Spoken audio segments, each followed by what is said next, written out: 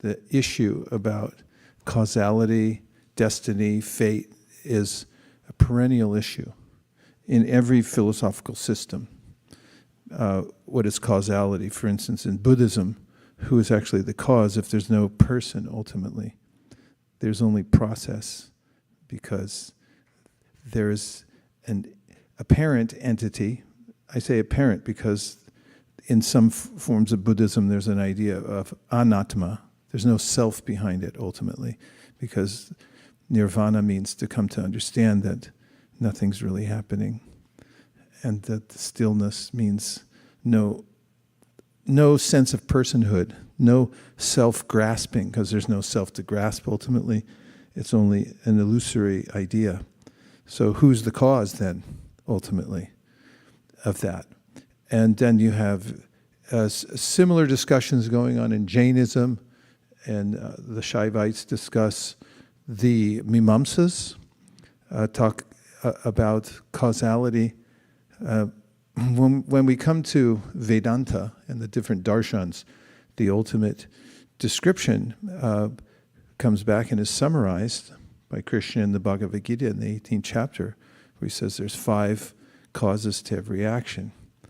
The inclination of the soul who desires in a particular way is also factored in with 4 other causes, ultimately the supersoul. But there are other elements as well that go along with that. But Vyasadeva and Jiva Goswami and the Vaisṇavas, the Gauḍīya Vaiṣṇavas, ultimately bring the point that the soul is an agent. In fact, Vyasadeva in the Vedānta-sūtra says, if he's not an agent, if we aren't agents for our own improvement and change, then there's no purpose to all the śāstra. Because after all, who's it talking to when it says you can improve if you do this, this, and that? There's all these instructions saying do this, not that. And who does that relate? Who is it speaking to then? And unless you can improve, then the śāstra has no meaning. And the śāstra does have meaning. It's axiomatic truth. It's self-effulgent, therefore you can change.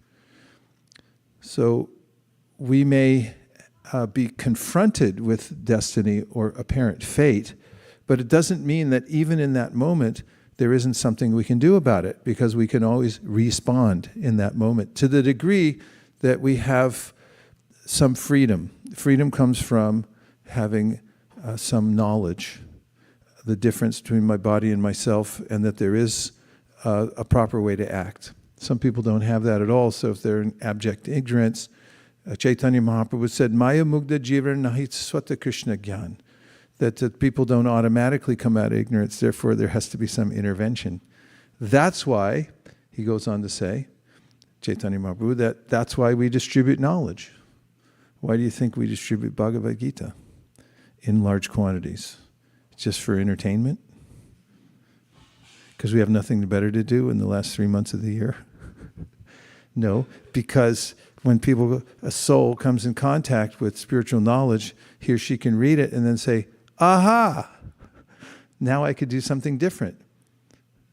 So one example that's given by one of the authors in the commentators is about, modern commentators, about this idea of fate is about an airplane.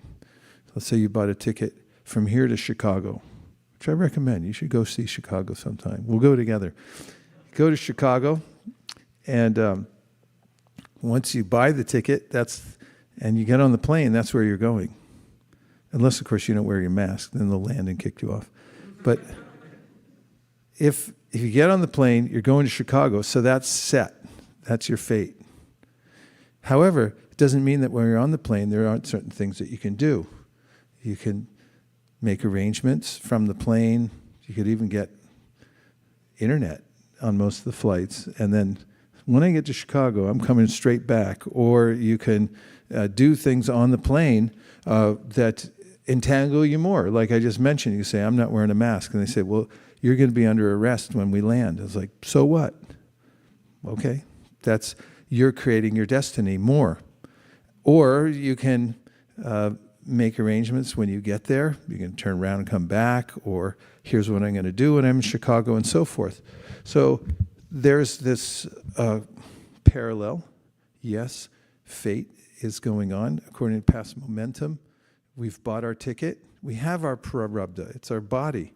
It's like you can try to change it, and a lot of people do. You can change a lot about your body that you want, but you still have your prarabdha. So then, what can you do? There's a lot you can do, according to the śāstra.